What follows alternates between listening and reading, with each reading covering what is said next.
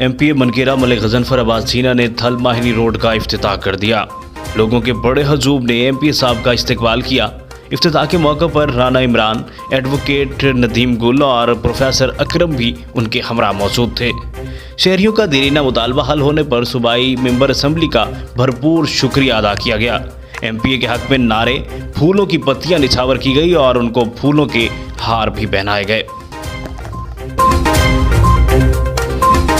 حیدرآباد جھنگ بکر road پر ایک کار بے قابو ہو کر دکان میں جا گھسی۔ حادثے میں 4 افراد شدید زخمی ہو گئے۔ زخمی ہونے والے چاروں افراد کی حالت تشویشناک تھی۔